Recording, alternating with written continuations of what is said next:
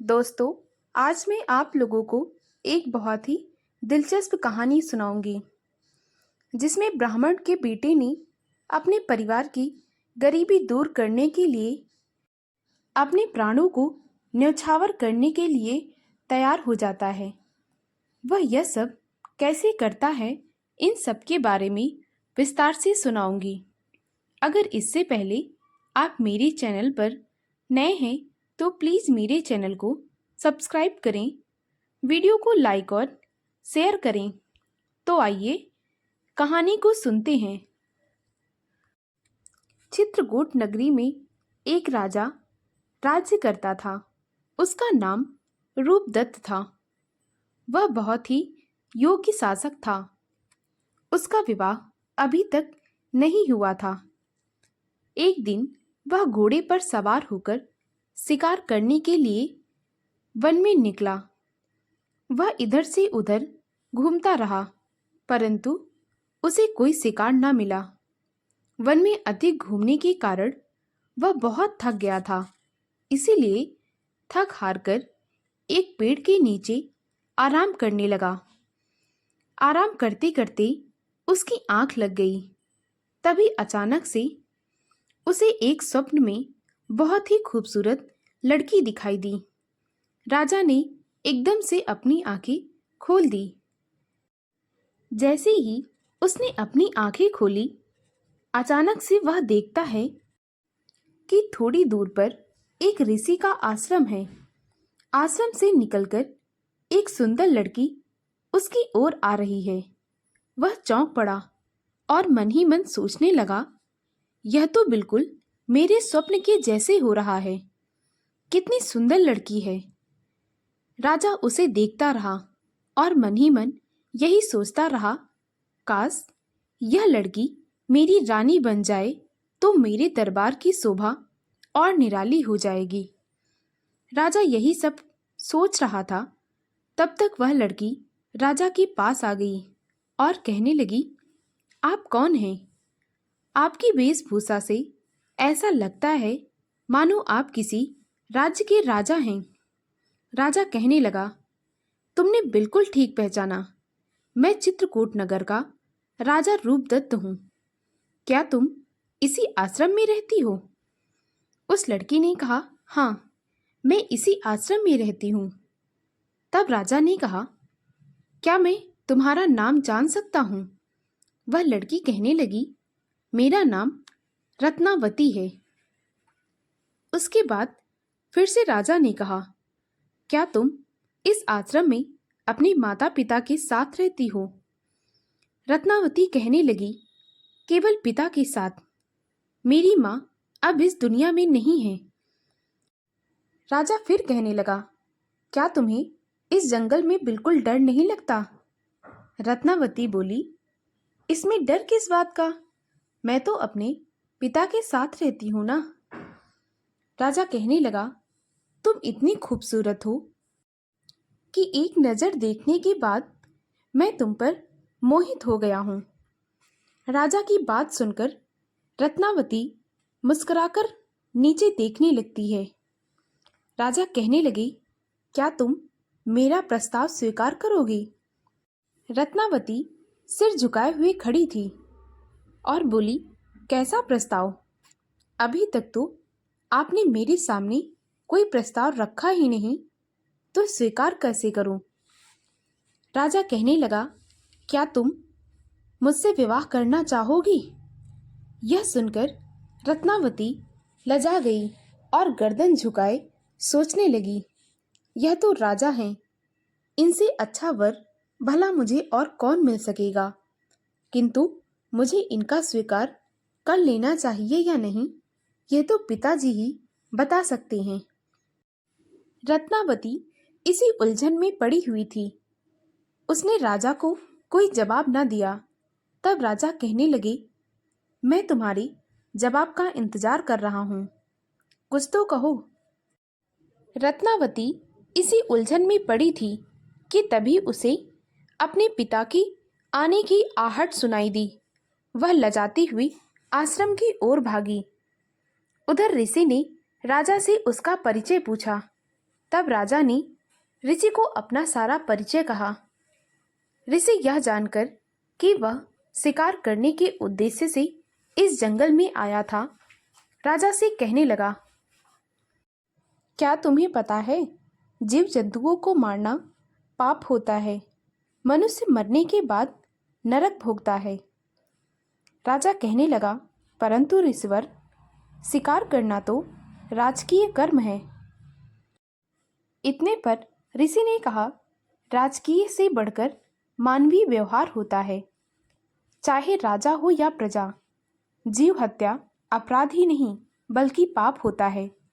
मनुष्य को सब जीवों पर दया करनी चाहिए।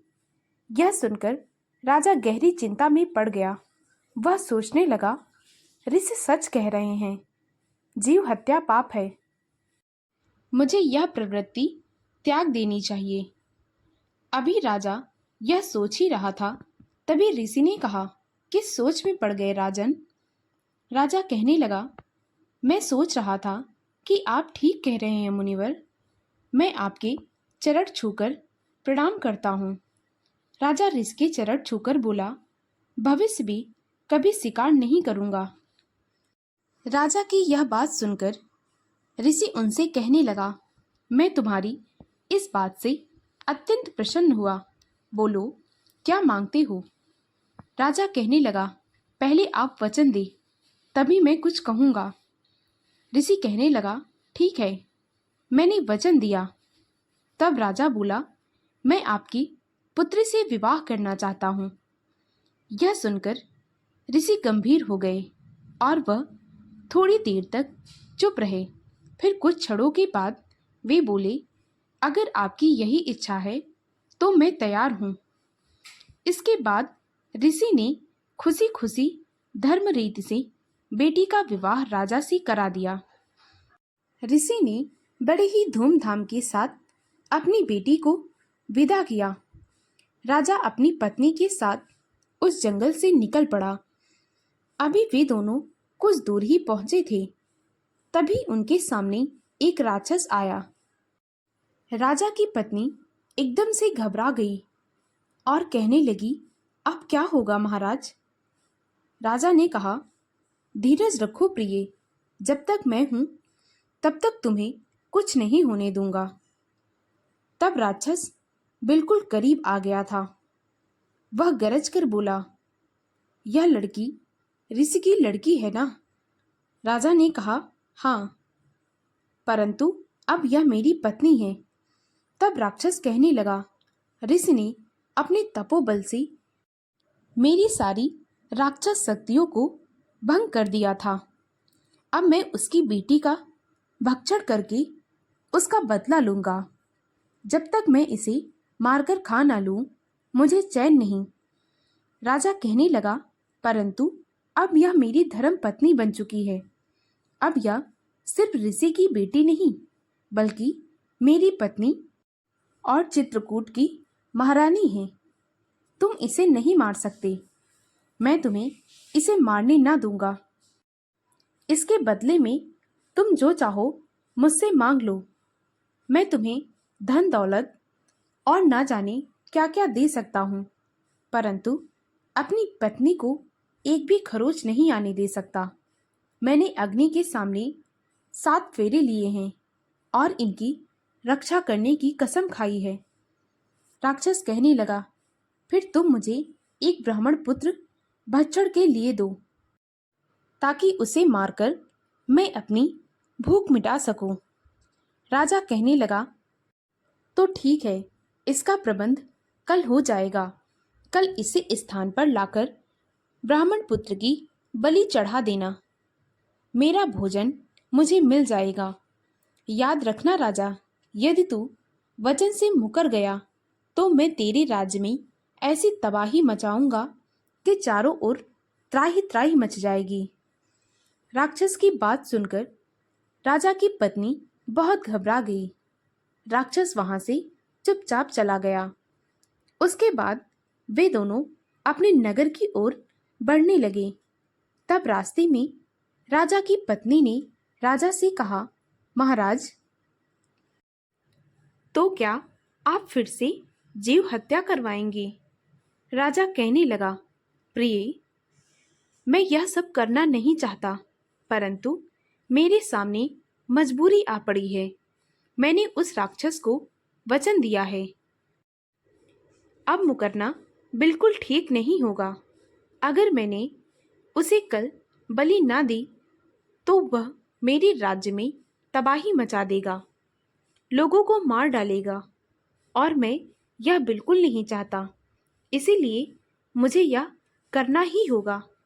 रानी चुप हो गई। राजा ने राजमहल में पहुंचकर अपने सभी मंत्रियों को बुलवाया, जिससे राजा हमेशा सलाह लेते थे। हर मंत्री को बहुत ही उत्सुकता थी कि आज राजा ने असमय ही परामर्श के लिए क्यों बुलवाया है। राजा ने सभी को अपनी दुविधा से अवगत करवाकर कोई उचित राय देने के लिए कहा। इस बात पर बहुत देर तक विचार होता रहा, परंतु कुछ उपाय ना मिला। फिर उनमें से एक ने यह निष्कर्ष निकाला कि सोने का एक पुतला किसी चौराहे पर रखवा दें और यह मुनादी करा दें कि एक ब्राह्मण पुत्र को बलि देने का इच्छुक कोई भी ब्राह्मण उसे उठा सकता है। राजा को यह सुझाव बहुत अच्छा लगा। अगले दिन राजा ने बिल्कुल वैसा ही किया जैसा कि मंत्री ने उससे करने के लिए कहा। राजा ने एक चौराहे पर वह सोने का पुतला रखवा दिया और वह मुनादी करवा दी। राज्य में ही एक अत्यंत गरीब ब्राह्मण रहता था। उसके कई छोटे छोटे बच्चे थे। गरीबी के कारण बच्चों को एक वक्त का भोजन भी नसीब ना होता था। ब्राह्मण हमेशा बड़ा परेशान रहता कि कहीं से अपने बच्चों का पेट भर दे, परंतु कभी कभी तो उन्हें भूखे ही सोना पड़ता था। जब ब्राह्मण ने यह सब कुछ सुना तो उसे अपनी गरीबी को दूर करने का एक उपाय मिल गया, परंतु फिर से सोचने लगा कि इसके लिए मुझे अपने एक बेटे की कुर्बानी देनी होगी। परंतु जब बात पेट का होता है तो इंसान बड़े से बड़ा कदम उठा सकता है। ब्राह्मण ने भी बिल्कुल वैसे ही किया। वह अपने बड़े बेटे के पास गया और कहने लगा, बेटा, मैं तुझसे जो कहने जा रहा हूँ उसे बड़े ही ध्यान से सुनना। ब्राह्मण के पुत्र ने कहा, कहिए पिताजी, आप क्या कहना चाहते हैं? बेझिझक होकर आप मुझसे सब कुछ कह सकते हैं। मुझसे जो बन पड़ेगा मैं वह सब कुछ करूँगा। ब्राह्मण कहने लगा, बेटे, अगर तू चाहे तो हमारी गरीबी दूर हो सकती है। यह सुनकर उस ब्राह्मण के पुत्र ने कहा, परंतु पिताजी, यह कैसे संभव हो सकता है कि मैं इतनी जल्दी हमारी गरीबी दूर कर सकता हूँ? हाँ, मुझसे जो बन पड़ेगा मैं मेहनत मजदूरी करूँगा। तब ब्राह्मण कहने लगा, बेटा, यह सोने का पुतला है और राजा ने मुनादी करवाई है कि जो कोई भी अपने ब्राह्मण पुत्र को बलि देने का इच्छुक होगा वह उसे उठा ले। इसीलिए मैं इसे उठाकर लाया हूँ। अपने पिता की यह बात सुनकर वह ब्राह्मण पुत्र बड़ी ही गंभीरता से बोला, ओह, तो यह बात है। अगर आपकी यही इच्छा है तो मुझे यह स्वीकार है।